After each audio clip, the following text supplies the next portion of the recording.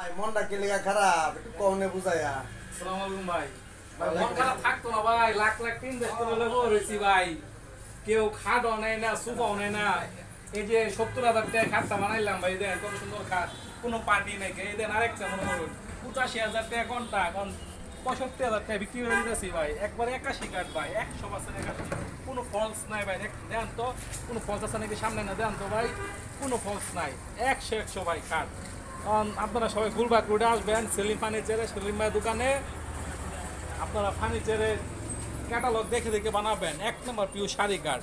সেলিম ভাই নিজে মালিক, নিজে কর্মচারী, নিজে স্টাফ, নিজে সব কাজগুলি করে। এই সেলিম ভাইরে দেখাইতেছে, আসেন দেখেন, আর কাঠগুলি দেখেন, এই দেখেন কত সুন্দর মজবুত কাঠ।